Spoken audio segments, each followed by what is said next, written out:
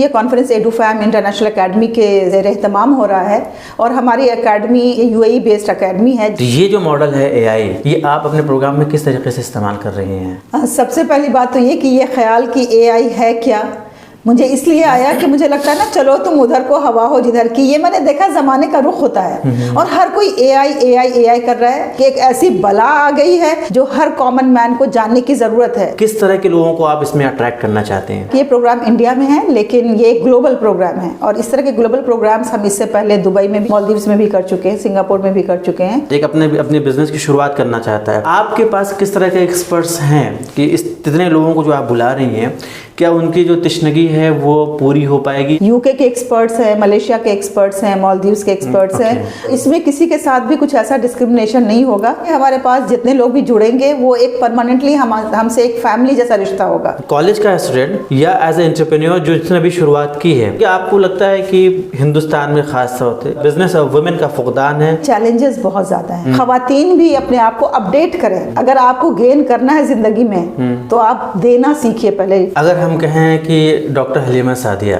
एक एजुकेशनिस्ट, एक expert as a motivational या एज ए एंटरप्रेन्योर या एक एज ए राइटर, मैं एज ए हलीमा सादिया क्या कुछ दे सकती हूँ लोगों को? बगैर जुनून के कुछ भी हासिल नहीं होता है। मुझे कुछ वो करना है जिससे दूसरों का फायदा हो, उनको क्या उसका रिजल्ट मिला, क्या नतीजा मिला है, ये तमाम बातें हम कॉन्फ्रेंस में एक्सपेक्ट कर रहे हैं। उसमें और प्रोग्राम के बाद में उनकी सोच में एक मुस्बत तब्दीली आएगी। ये जो एडुफैम नाम है, इसका नाम ही है एजुकेशनल फैमिली।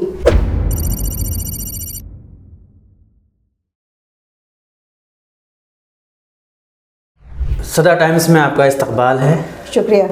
अगर हम कहें कि डॉक्टर हलीमा सादिया एक एजुकेशनिस्ट, एक एक्सपर्ट एज ए मोटिवेशनल और नेशनल और इंटरनेशनल दोनों, या एज ए एंटरप्रेन्योर या एक एज ए राइटर, तो आप हैं क्या इन सब में? सही मानों में मैं इनमें से कुछ भी नहीं हूँ। मैं एक ह्यूमन लवर हूँ और मुझे पसंद है कि मैं इंसानों के साथ रहूँ, इंसानों की भलाई के लिए काम करूं, इंसानों के डेवलपमेंट और फ़रोग़ के लिए काम करूं। तो मैं बेसिकली ह्यूमन डेवलपमेंट के लिए काम करने वाली एक ख़ातून हूं, मामूली सी ख़ातून जो बिहार के एक गांव में पैदा हुई और जिसको वक्त और हालात ने दिल्ली से होते हुए दुबई, मालदीव्स, मलेशिया और सिंगापुर पहुंचाया और फिर आजकल मैं दिल्ली में मुक़ीम हूँ। एक आम आदमी के लिए इतना आसान नहीं है। जिन जिन शहरों, कंट्री का नाम लिया आपने, साथ में शहरों का भी जिक्र किया, तो एक आदमी की अगर हम बात करें तो वो इन बड़े शहरों तक पहुंचने में बहुत वक्त लगा देता है। तो ऐसी क्या क्वालिफ़िकेशन आपकी रही कि आप बड़ी आसानी के साथ इन बड़े शहरों और मुल्कों का सफ़र किया? मैं तो ये कहूँगी कि एक तो अल्लाह की मेहरबानी रही हमेशा, और दूसरे ये कि अपने ऊपर भरोसा और एतमाद और ज़िंदगी का एक मकसद कि मुझे कुछ करना है और मुझे कुछ वो करना है जिससे दूसरों का फ़ायदा हो, दूसरों की भलाई हो सके। और एक ख़ातून होने की हैसियत से मुझे मालूम है कि बहुत सारी लिमिटेशंस होती हैं, लेकिन हमें उन लिमिटेशंस को किस तरह फेस करना है, उन चैलेंजेस का किस तरह मुकाबला करना है। तो बचपन से ही मेरे जहन में ये था कि सितारों से आगे जहां और भी हैं, अभी इश्क के इम्तिहान और भी हैं। तो वही एक लगन, एक जोश, एक जज्बा कि कुछ करना है। अभी भी मुझे लगता है कि शायद कुछ हुआ नहीं है, वो कुछ अभी बाकी है। वो कुछ क्या है वो शायद वक्त ही बताएगा कि वो कुछ क्या है जो करना है। इतनी कामयाबी हासिल करने के बाद जो आप अभी आने वाले 31 जनवरी में एक प्रोग्राम करने जा रही हैं, और ख़ास तौर से अगर इस प्रोग्राम की नौइयत हम देखें तो इसमें आपने ज़िक्र किया एआई। अभी मैं प्रोग्राम को ज़िक्र नहीं कर रहा हूँ। तो जो टेक्नोलॉजी बिल्कुल अभी इस वक्त जो है चर्चा में है, जिसे लोग चाहते हैं सीखना, चाहे वो उसके ज़रिए से रिसर्च करना चाहते हों, या फिल्म बनाना चाहते हों, या स्क्रिप्ट लिखना चाहते हों, या किसी भी तरह की इंफॉर्मेशन वो लेना चाहते हो, वो उसका सहारा लेते हैं एआई। तो ये जो मॉडल है एआई, ये आप अपने प्रोग्राम में किस तरीके से इस्तेमाल कर रही हैं? सबसे पहली बात तो ये कि ये ख्याल कि एआई है क्या, मुझे इसलिए आया कि मुझे लगता है ना, चलो तुम उधर को हवा हो जिधर की। ये मैंने देखा ज़माने का रुख होता है और हर कोई एआई कर रहा है। मैं भी अपने प्रोग्राम्स में एआई इस्तेमाल करती हूँ, क्योंकि जाहिर सी बात है कि जब एक सहूलत आ गई है कि जिसमें हम घंटों घंटों वक्त सर्व करते थे, हम लोग ज़्यादा किताबें पढ़ना, आर्टिकल्स पढ़ना, फिर उसके बाद उसकी समरी जानना, उसके क्रिटिकल एनालिसिस करना, तो ये तमाम चीज़ें अब आसानी के साथ हमें मिल जाती हैं एआई से, तो मैं भी इस्तेमाल करती हूँ। लेकिन मेरा मकसद बेसिकली ये है कि किसी भी चीज़ का हवा ना क्रिएट कर दिया जाए कि एक तरफ तो लोग उसको समझ रहे हैं कि जैसे वो एक नेमत गैर मुतरक़्क़बा वो हमारे हाथ आ गई है जिसमें कि तमाम सॉल्यूशंस मौजूद हैं, और दूसरी तरफ कुछ लोग ये सोच रहे हैं कि एक ऐसी बला आ गई है जो हमारी नौकरियां खा जाएगी और हम सब बेरोज़गार हो जाएंगे। तो ये जो इफ़रात और तफरीत है, इसी के दरमियान एक बैलेंस करने के नुक्ते नज़र से मैंने खुद आर्टिफिशियल इंटेलिजेंस को पढ़ना, जानना और समझना शुरू किया। अच्छा, अब ये जो प्रोग्राम है आपका, इसमें जब बैनर मैंने देखा है तो इसमें आपने 3 चीज़ों का जिक्र किया है, तालीम, सेहत और बिज़नेस, कारोबार। ठीक है, तो ये तीनों चीज़ें अपने आप में जो है एक बहुत वसी दायरा रखती हैं। तो ये किस तरीके से आपने तीनों को एक साथ कंपाइल किया है, या किस नोयत के आपके पास एक्सपर्ट्स होंगे जो एक ही दिन में जो है ये इन तीनों टॉपिक को कवर कर पाएंगे? हाँ जी, बहुत अच्छा सवाल है आपका। जैसा कि मैंने कहा कि मैं एक ह्यूमन लवर हूँ, तो जाहिर सी बात है कि एक इंसान की जो बेसिक बुनियादी ज़रूरत है वो उसकी सेहत है, उसकी तालीम है और उसका कारोबार है, जो वो काम करता है, जो उसका पेशा है। तो इसलिए हमने एक कॉम्प्रिहेंसिव प्रोग्राम डिज़ाइन किया है जिसमें हमारे एक्सपर्ट सुबह 9 बजे से लेकर के शाम के 6 बजे तक इन तीनों पहलुओं के मुख्तलिफ आस्पेक्ट्स को लेके, जिसमें कि जो ऑलरेडी बातें मौजूद हैं, जो सब जानते हैं, बेसिक बातें वो तो सबको मालूम ही है, लेकिन जो वो क्रूशियल आस्पेक्ट्स हैं, जो एक चैलेंजेस हैं जिनको कि हर इंसान को जानना चाहिए, क्योंकि जो हमारे कॉन्फ्रेंस में लोग होंगे बस वही बेनिफिशरी नहीं है, ये सोशल मीडिया के थ्रू और दूसरे मीडियाज़ के थ्रू ये हज़ारों लोगों तक, लाखों लोगों तक पहुंचेगा। तो वो तमाम एस्पेक्ट्स जो चैलेंजिंग हैं, जो हर कॉमन मैन को जानने की ज़रूरत है और उसके जो सोल्यूशंस या तो लोगों ने ढूंढ लिए हैं या ढूंढने की कोशिश कर रहे हैं, वो भी उनको मालूम होना चाहिए। इसलिए हमने इसे ग्लोबल रखा है ताकि हम न सिर्फ इंडियन पर्सपेक्टिव में बल्कि ग्लोबली कहाँ कहाँ आर्टिफिशियल इंटेलिजेंस से क्या क्या इस्तेमालात हो रहे हैं, उनसे क्या नुकसानात हैं, क्या फ़ायदे हैं, और लोगों ने जो उन्होंने तजर्बा किया है उनको क्या उसका रिजल्ट मिला, क्या नतीजा मिला है, ये तमाम बातें हम कॉन्फ्रेंस में एक्सपेक्ट कर रहे हैं।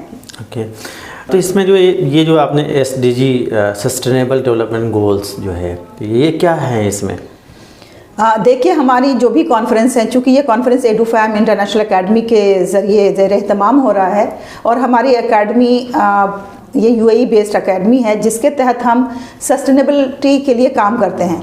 तो UNO ने जो सस्टेनेबल गोल्स दिए हैं हमें, उन सस्टेनेबल गोल्स को 2030 तक हासिल करना हर किसी का फ़र्ज़ है, या हर किसी कोई उसके लिए कोशिश कर रहा है। तो हमारी जितनी भी कॉन्फ्रेंसेस होती हैं उन सभी कॉन्फ्रेंसेस को हम अलाइन करते हैं SDG गोल्स से।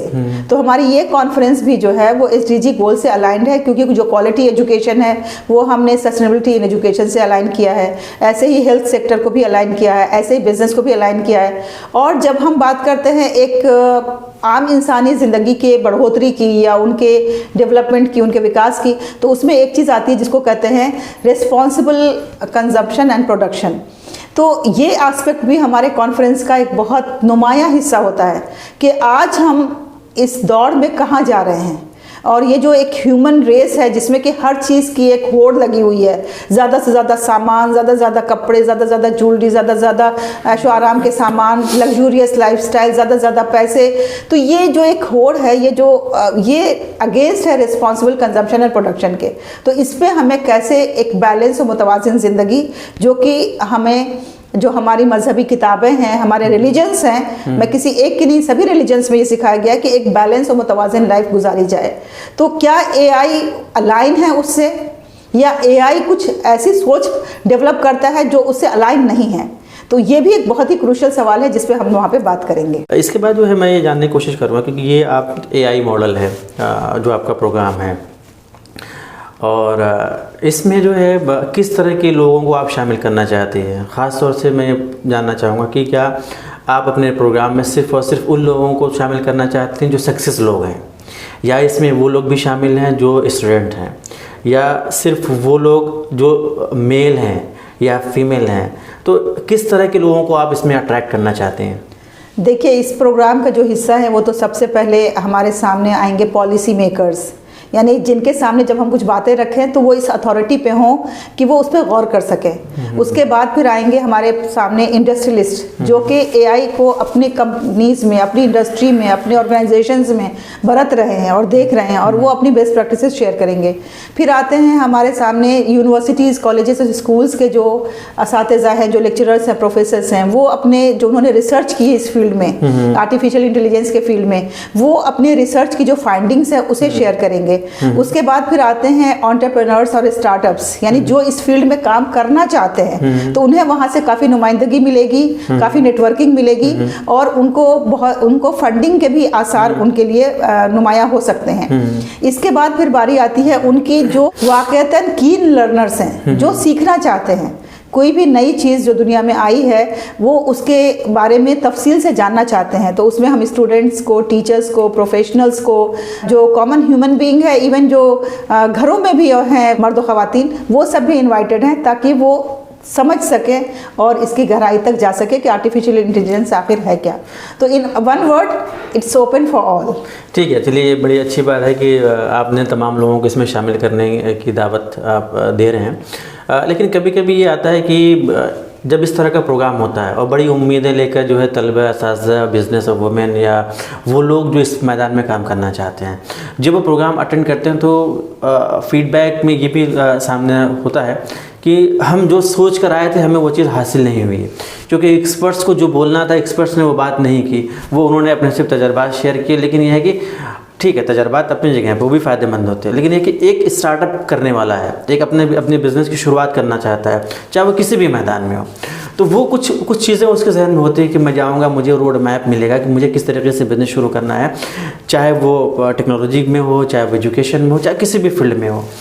तो आपके पास किस तरह के एक्सपर्ट्स हैं कि इतने लोगों को जो आप बुला रही हैं, क्या उनकी जो तशनगी है वो पूरी हो पाएगी, या इस तरह के सवालात नहीं होंगे कि मैं तो गया और जो है मुझे वो एक मुकम्मल जवाब नहीं हासिल हो पाया? हाँ, इंशाल्लाह उनका जवाब ये रहेगा कि जो सोच के गया था उसे बहुत ज़्यादा मिला। क्योंकि हम अपनी कॉन्फ्रेंसेस में, जो कुछ कॉन्फ्रेंसेस में आमतौर पे होती है चीज़ें जो टाइम किलर्स होती हैं, मैं उसे टाइम किलर्स करती हूँ, हमने उनको सबको अवॉइड किया है। जैसे कि वो इफ्तिताहिया प्रोग्राम होता है, उस पर इतना अच्छा खासा वक्त सर्फ हो जाता है, तो हमारे में कोई इफ्तिताहिया प्रोग्राम ही नहीं है।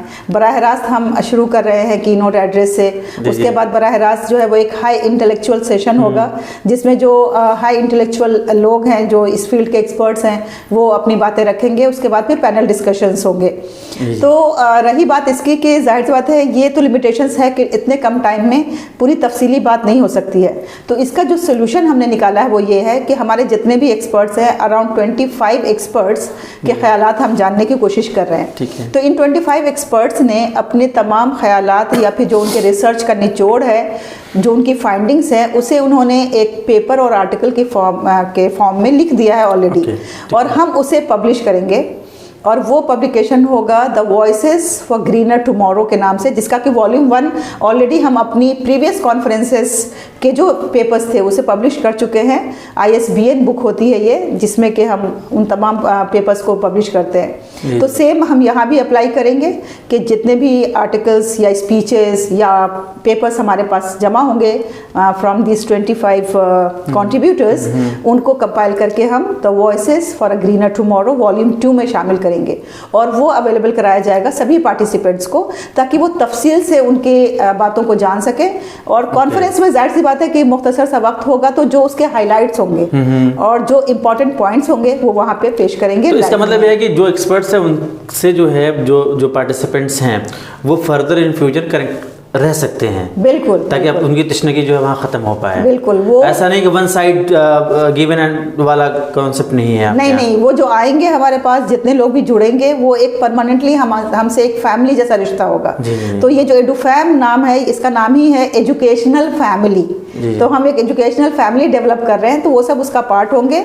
और वो प्री कॉन्फ्रेंस और पोस्ट कॉन्फ्रेंस दोनों में उनके लिए, उनके कनेक्टिविटी नेटवर्किंग के लिए उनके प्रोग्राम्स बनाए गए हैं, अभी भी चल रहे हैं। हम हर फ्राइडे को प्रोमो सेशंस करते हैं, जिसमें हमारे कुछ एक्सपर्ट्स उसमें भी प्रेजेंट होते हैं, वो अपनी एक्सपर्टाइज देते हैं। और जो सीखने वाले, ये लाइव प्रोग्राम होता है, जो भी इससे फ़ायदा उठाना चाहे वो उठा सकते हैं। और ऐसे ही पोस्ट प्रोग्राम्स भी होंगे, पोस्ट कॉन्फ्रेंस प्रोग्राम्स भी होंगे। तो ये एक हम लॉन्ग टर्म कनेक्शन बना रहे हैं। ये ऐसा नहीं कि एक कॉन्फ्रेंस अटेंड करने के बाद आपका रिश्ता ख़त्म हो जाएगा, बल्कि आप जुड़े रहेंगे और इंशाल्लाह एआई से जितने भी फ़ायदे हासिल हो सकते हैं सस्टेनेबिलिटी के हवाले से, वो सब हासिल करने की कोशिश। अच्छा, इसमें क्योंकि ये प्रोग्राम आपका हिंदुस्तान में हो रहा है, तो इसमें जो एक्सपर्ट्स हैं, क्या वो सिर्फ इंडियन हैं या फॉरेनर भी इसमें शामिल हैं, या फिर जो है किस तरह के लोग इसमें शिरकत कर रहे हैं? देखिए, हालांकि ये प्रोग्राम इंडिया में है, लेकिन ये एक ग्लोबल प्रोग्राम है। और इस तरह के ग्लोबल प्रोग्राम्स हम इससे पहले दुबई में भी कर चुके हैं, मालदीव्स में भी कर चुके हैं, सिंगापुर में भी कर चुके हैं, मलेशिया में भी कर चुके हैं। तो इसलिए इसमें जो हमारे साथ रिसोर्स पर्सन शामिल हो रहे हैं, वो इन पर्सन में भी बाहर से आ रहे हैं, जैसे दुबई से हमारे एक्सपर्ट्स आ रहे हैं, जैसे सिंगापुर से एक्सपर्ट्स आ रहे हैं। और इसके अलावा वर्चुअल में हमारे साथ, यानी कि जो एक्सपर्ट्स वर्चुअली बोलेंगे और हम उनसे बेनिफिट होंगे, वो हमारे साथ लाइव प्रोग्राम में रहेंगे। उससे हमारे साथ जो है जुड़े हुए हैं यूके के एक्सपर्ट्स हैं, मलेशिया के एक्सपर्ट्स हैं, मालदीव्स के एक्सपर्ट्स हैं, और प्लस गल्फ कंट्रीज़ के भी एक्सपर्ट्स हैं। इंडिया के एक्सपर्ट्स के अलावा ये सब जुड़े रहेंगे। अच्छा, ठीक। ये आपका मेरे ख्याल से छठा प्रोग्राम है जी। इससे पहले जितने प्रोग्राम्स हुए हैं सब हिंदुस्तान के बाहर हुए हैं, अगर मैं गलत नहीं हूँ तो? जी जी, बेशक। तो बाहर जब इस तरह का प्रोग्राम ऑर्गेनाइज करते हैं और हिंदुस्तान में आप कर रही हैं, तो दोनों को करने में क्या फ़र्क आपने महसूस किया? देखिए, एक तो पहला फ़र्क ये है कि बाहर के कंट्रीज़ में ये कॉन्सेप्ट बिल्कुल ऑब्वियस है कि जब कोई कॉन्फ्रेंस होगी तो उसका एक टिकट भी होगा, उस कॉन्फ्रेंस की कोई एक फ़ीस भी होगी। तो अब उन्हें हमें समझाने की ज़रूरत नहीं होती है, बल्कि हम अनाउंस करते हैं कॉन्फ्रेंस का और उनको बताते हैं, उनके पास जाती है वो इन्फॉर्मेशन, वो अपने आप फिल करते हैं और जो टिकट है वो उसको पे करते हैं। लेकिन इंडिया में अभी भी ये कॉन्सेप्ट है कि हमें उनको समझाना पड़ता है, बताना पड़ता है कि आपकी यहाँ पे डेलीगेशन फ़ीस भी होगी, जिसकी बना पे बहुत से अच्छे लोग जिनको कि हम शामिल करना चाहते हैं वो शामिल नहीं हो पाते हैं। क्योंकि हमारा ये मानना है कि वो बच्चे या वो स्टूडेंट जो अभी कॉलेज यूनिवर्सिटीज़ में हैं, जो अभी अर्निंग पोजीशन में नहीं हैं, जिनके पास रिसोर्सेज नहीं हैं, हम उन्हें कॉम्प्लीमेंट्री बुला करके, चूंकि हम चाहते हैं उनको समझाना, उनको बताना, उनको नॉलेज में इजाफा करना, तो उनके लिए तो हम कॉम्प्लीमेंट्री कर सकते हैं। लेकिन वो अफराद जो ऑलरेडी किसी प्रोफेशन से वाबस्ता हैं, जो ऑलरेडी अर्निंग पोजिशन में हैं, तो उनके लिए अगर वो कॉन्ट्रीब्यूट करते हैं इस तरह के कॉन्फ्रेंसेज में, तो इससे उनकी इफेक्टिवनेस और बढ़ जाती है। जी जी। मैंने खुद ये तजुर्बा किया है कि जिन कॉन्फ्रेंसेस में मैंने डेलीगेशन फ़ी पे करके तब मैं वहाँ पे गई हूँ, मैंने अटेंड किया है, उसकी इफेक्टिवनेस बहुत ज़्यादा थी बनिस्बत उसके कि जहाँ पे सिर्फ ऐसे बुला लिया गया कि आप आइए और शामिल हो जाइए, तो वहाँ पे उतनी सीरियसनेस नहीं होती है। ये मेरा अपना ज़ाती तजुर्बा है। इसमें एक चीज़ और भी देखने को मिलती है कि कभी कभी क्या होता है कि टिकट लेकर भी लोग जाते हैं, तो उसमें टिकट की भी कैटेगरीज हैं, जनरल कैटेगरी, वीआईपी कैटेगरी। और ये कि अगर आप वीआईपी जाते हैं, वीआईपी वाली कैटेगरी को आप टिकट लेकर आप शामिल होते हैं, तो उसमें जो नेटवर्क बिल्डिंग की बात आती है, क्योंकि जब एक कॉलेज का स्टूडेंट या एज ए एंटरप्रेन्योर जो जिसने अभी शुरुआत की है, वो चाहता है कि मैं जा रहा हूँ तो मेरा नेटवर्क बिल्डअप हो, या मैं जो काम कर रहा हूँ उस फील्ड का कोई आता है तो मैं उसके साथ मिलूँ। लेकिन वो जो कैटेगरी हो जाती है जनरल और वीआईपी, उसमें फिर वो दोनों का मिलन नहीं हो पाता, दोनों मिल नहीं पाते, एक्सचेंज नहीं हो पाता है। तो क्या आपके यहाँ क्या एक्सपोजर है, अगर इस तरह की उम्मीदें लेकर कुछ स्टूडेंट्स या एंटरप्रेन्योर, या चाहे मेल बिजनेसमैन हो या वुमेन हो, दोनों अगर शेयर करती हैं, तो क्या वो स्कोप है? देखिए, हमारी कॉन्फ्रेंस जो है ना, सबसे पहली बात की बहुत ही बजट कॉन्फ्रेंस होती है। तो बजट कॉन्फ्रेंस मैंने इसलिए नाम दिया है कि हमने बहुत से उसमें से लवाजमात हटा दिए हैं जो कि अननेसेसरी कॉस्ट इंक्रीज करते हैं, जिसमें कि एक सबसे पहली चीज़ जो है वो गुडी बैग है। तो उसमें ये होता है कि इतने पेपर वेस्ट होते हैं, क्योंकि हर ऑर्गेनाइजेशन जो चाहती है वाबस्ता होना उस कॉन्फ्रेंस से, वो अपने अपने वहाँ पे अपनी रिपोर्ट्स डालते हैं, अपने ब्रोशर्स डालते हैं और बहुत सारी चीज़ें उसके अंदर डालते हैं। तो एक तो वेस्टेज ऑफ पेपर है जो कि सस्टेनेबिलिटी के अगेंस्ट है, तो हम उसे डिस्करेज करते हैं। इसके अलावा भी जो हमने बताया आपको कि इनॉग्रल फंक्शन में इतने सारे और भी चीज़ों का वेस्ट होता है, हमने उसको भी कट किया यहाँ से।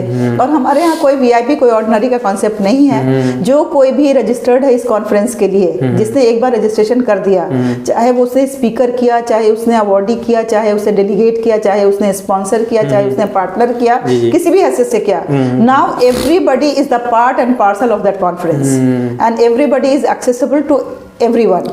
तो इसमें किसी के साथ भी कुछ ऐसा डिस्क्रिमिनेशन नहीं होगा। हर कोई एक दूसरे से, उनको नेटवर्किंग के काफी मौके मिलेंगे और वो बहुत आसानी के साथ एक दूसरे से बातचीत कर सकते हैं, क्योंकि हर एक का मकसद वहाँ पे एक है, और वो मकसद ये है कि हम किस तरह दूसरों के लिए फायदेमंद हो सकते हैं। मेरी फिलॉसफी है गिवर्स गेन। अगर आपको गेन करना है जिंदगी में तो आप देना सीखिए पहले, फर्स्ट यू गिव। तो जो कोई भी आएगा कॉन्फ्रेंस में वो इस मकसद से आए कि मैं एज ए हलीमा सादिया क्या कुछ दे सकती हूँ लोगों को, आप एज ए इरशाद क्या कुछ दे सकते हैं लोगों को जो वहाँ आ रहे हैं। चाहे तो हम अपनी रिसोर्सेज से, अपने पैसों से, अपने मनी से, अपने टैलेंट से, अपने टाइम से, अपने एक्सपर्टाइज से, अपने नेटवर्किंग से, क्योंकि बहुत सारी चीजें जिनसे हम लोगों को फायदा पहुंचा सकते हैं। और कुछ नहीं तो कम से कम हम एक लोगों की बातें तो सुन सकते हैं ना। सही। क्योंकि आज के ज़माने में बात सुनने वाला ही कोई नहीं है। तो अगर हम किसी की बात भी सुनते हैं, हम उसके मेंटल सुकून का जरिया बनते हैं, ये भी एक गिविंग की कैटेगरी में आता है। तो हर कोई अगर देने की नीयत से जाएगा तो कोई भी प्रोग्राम फायदेमंद होगा हर एक के लिए, क्योंकि हर कोई दे रहा है तो कोई ना कोई तो ले रहा है ना। सही, बिल्कुल सही। तो everybody is gain, that is. तो इसलिए आपको यहाँ पे कोई इस तरह का फर्क नजर नहीं आएगा। ये रिवोल्यूशन का दौर है जहाँ एआई जो है बहुत तेज़ी में बहुत नई नई चीज़ों को लेकर आ रहा है। तो आपके प्रोग्राम में एआई और एमएल दोनों के ज़रिए से आप जो है अपने इस पूरे क्या कहते हैं इवेंट को आप लॉन्च कर रहे हैं। तो क्या लगता है कि ये जो टेक्नोलॉजी आ रही है, इन टेक्नोलॉजी को जो सीखने वाले हैं, समझने वाले हैं, वो ज़्यादा तरक्की करेंगे और जो नहीं सीख रहे हैं वो पीछे रह जाएंगे। तो इन दोनों को जो आपने स्पेसिफिक हाईलाइट किया अपने प्रोग्राम में, उसके पीछे क्या मंशा है? उसके पीछे मंशा सिर्फ यही है कि सबसे पहली चीज़ जो होती है वो होती है अवेयरनेस से।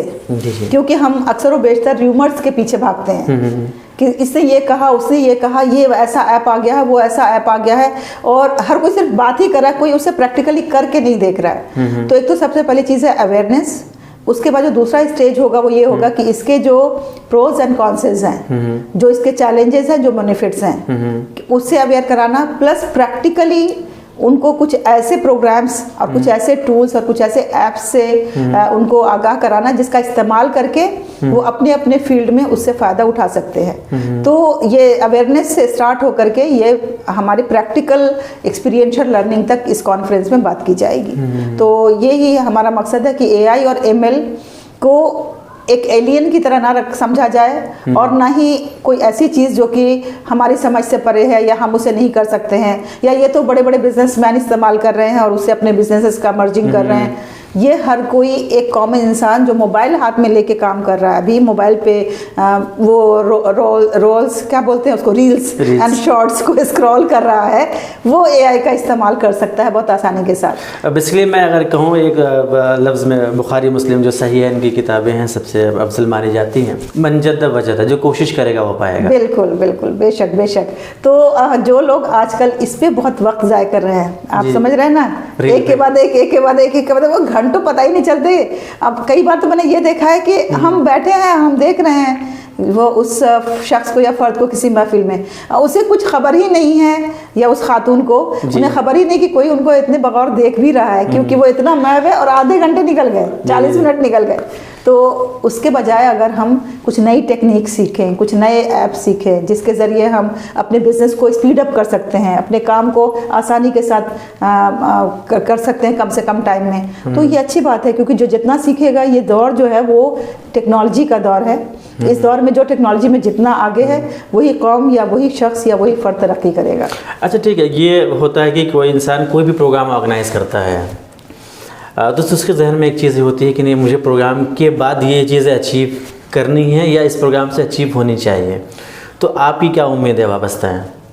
देखिए, मैं इस प्रोग्राम के बाद ये उम्मीद करती हूँ कि जो भी हमारे पार्टिसिपेंट होंगे, वो पार्टिसिपेंट जो प्रोग्राम से पहले थे उसमें और प्रोग्राम के बाद में उनकी सोच में एक मुस्बत तब्दीली आएगी और उनका एक रिश्ता बनेगा, एक फैमिली फॉर्म की जाएगी। उस फैमिली के ज़रिए हम AI और ML के जो सही इस्तेमाल है, उस सही इस्तेमाल को वो अपने कारोबार, अपनी ज़िंदगियाँ, अपने दोस्तों अहबाब, अपने रिश्तेदार सबके दरमियान उसको फ़रोग़ देंगे और इसके अलावा वो मज़ीद तरक्की की तरफ अपने कदम को आगे बढ़ाएंगे।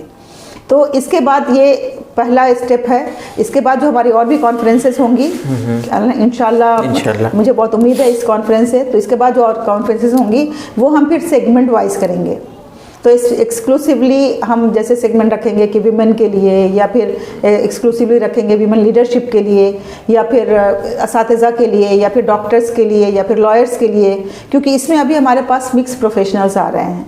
तो अगर जैसे आपने कहा बिज़नेस के लिए स्पेशली आपने वुमेन का जिक्र किया, जब इसके बारे में आपने कहा कि सेगमेंट वाइज करेंगे तो आपने वुमेन का जिक्र किया, तो मुझे इसमें ये बात आती है कि इस्लाम में हम देखते हैं कि बिज़नेस वुमेन में हज़रत खदीजा रज़ियल्लाहु ताला अन्हा वो एक बिज़नेस वुमेन थी।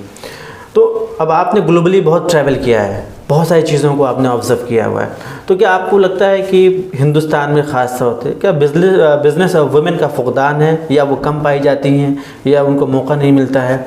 इसका कोई तजर्बा है आपको? मुझे लगता है कि फुक़दान तो नहीं है, रुझान तो काफ़ी बढ़ा है मुस्लिम ख़वातीन की अगर हम बात करें उनका, लेकिन ये उनके लिए चैलेंजेस बहुत ज़्यादा हैं। एक तो सबसे पहले जो हमारी कम्युनिटी का नज़रिया है उसे भी तब्दील करने की ज़रूरत है। अभी तक हमारे यहाँ ऐसे भी अफराद मौजूद हैं जो ख़वातीन के किसी भी काम करने को पसंद नहीं करते हैं। उन्हें ऐसा लगता है कि ख़वातीन जो है वो घर के कामों के लिए, बच्चों की देखभाल, किचन में खाना वगैरह पकाने के लिए ही उनका काम है। तो ये सोच को तब्दील करने की ज़रूरत है। दूसरे सेफ्टी का एक बहुत बड़ा मसला होता है, क्योंकि हमारे मुल्क की जो हालत है आपको मालूम ही है, औरतों की सेफ्टी के हवाले से जैसे केसेस आते हैं न्यूज़ में जिस तरह से हम सुनते हैं, तो ये भी एक डिस्करेजिंग फैक्टर हो जाता है ख़वातीन के लिए। वो आगे नहीं, वो मतलब कुछ ऐसा करना चाहती हैं जिसमें वो बहुत ही महदूद एरिया में ही कर सकें और बहुत आगे। जैसे कि हम भी पढ़ते हैं कि कहा गया है कि मर्द औरत मतलब है कि शौहर और बीवी जो एक दूसरे के लिए चादर हैं जी। तो मुझे ये समझ में आता है, जो मैं समझता हूँ कि ज़िंदगी के जितने मामलात हैं, जो दुख दर्द हैं, कामयाबी और खुशी है, ये दोनों मिलकर साझा करें, बांटें, चाहे वो बिज़नेस की बात हो, चाहे वो घर की बात हो। तो इस पर्सपेक्टिव में मुझे ऐसा लगता है कि अगर औरत भी बिज़नेस कर रही है या मर्द भी काम कर रहे हैं, और घरेलू जो मामलात हैं या घरेलू जो माहौल है इस्लामी पर्सपेक्टिव में अगर वो उसको कैरी ऑन कर रहे हैं, तो मेरे ख्याल से वो शायद वो कामयाब माना जाना चाहिए। जी जी, बहुत बहुत अच्छी बात आपने कही। अभी मैं एक किसी बड़े साइकोलॉजिस्ट को पढ़ रही थी, तो उन्होंने ये कहा कि आमतौर पे वर्क प्लेस पे जो औरत मर्द साथ में काम करते हैं तो वहाँ दोस्तियाँ क्यों हो जाती हैं। तो उन्होंने ये कहा कि उसकी एक बड़ी वजह ये होती है कि दोनों का इंटेलेक्चुअल लेवल सेम होता है। जैसे एक इंजीनियर लड़की भी है तो एक इंजीनियर लड़का भी है, दोनों के आपस में बातचीत करने के लिए जो मौजू होते हैं, जो लेवल होता है वो सेम होता है। लेकिन जब वही लड़का घर आता है और अपनी बीवी को देखता है तो उसकी बीवी का इंटेलेक्चुअल लेवल वो ऐसा नहीं पाता है, वो या फिर उसका इंटरेस्ट वैसा नहीं पाता है। अगर वो बीवी मान लिया किसी और प्रोफेशन में है या प्रोफेशन में नहीं ही है, तो फिर वो अपने को ना थोड़ा सा वो अलूफ समझने लगता है कि मैं क्या डिस्कस करूं, इससे क्या बातें करूं, जिसकी बना पे एक डिस्टेंस पैदा होने लगता है और डिटैचमेंट पैदा होने लगता है मियाँ बीवी के दौरान। तो उन्होंने ये सजेस्ट किया था कि अगर मियाँ बीवी को भी अपने ताल्लुकात को स्ट्रेंथन करना है तो जरूरी है कि दोनों ही अपने इंटेलेक्चुअल लेवल को मेंटेन करने की कोशिश करें। खवातीन भी अपने आप को अपडेट करें। हो सकता है वो काम ना करती हों, लेकिन उनकी मालूमात, उनको इंफॉर्मेशन, उनकी सोच, उनके जहन में वो सारी बातें हो जिस फील्ड में उनका हस्बैंड काम कर रहा है, ताकि दोनों गुफ्तगू कर सकें। एक अभी खातून की बात बताऊंगी। वो खातून जो है ना, वो ज्यादातर वही जो आजकल चल रहा है सोशल मीडिया, मीशो, मित्रा, ये वो सब इसमें लगी रहती हैं। तो मैंने, उनके शौहर जो है वो काफ़ी पढ़े लिखे और बहुत ही लर्नेड हैं, तो मैंने उनसे ये कहा कि देखो थोड़ी सी किताबें तुम भी पढ़ लिया करो या थोड़ी सी अपनी नॉलेज को एनहांस करो। आखिर तुम्हारे शौहर इतने हाई इंटेलेक्चुअल लेवल हैं, तो क्योंकि उनको शिकायत है कि शौहर ज़्यादा बात नहीं करते हैं। तो मैंने कहा कि आखिर वो बात करने भी आएंगे तो क्या बात करेंगे वो, उनको तो मीशो मित्रा में कोई इंटरेस्ट नहीं है, तो वो उसकी तो बात करेंगे नहीं।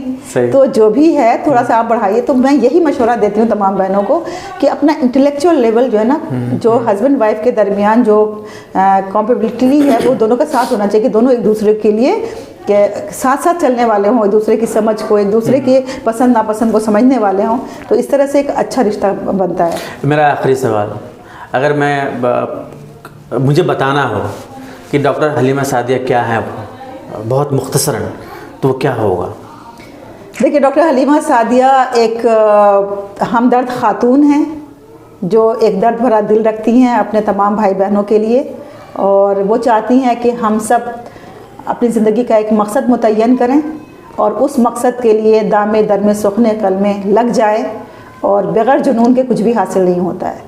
तो जुनून ही वो चीज़ है जो आपको आपकी मंजिल तक पहुंचा सकती है। चलिए इसी नोट के साथ ख़त्म करते हैं इसे। सदा टाइम से बात करने के लिए बहुत बहुत शुक्रिया। जी, आपका बहुत बहुत शुक्रिया।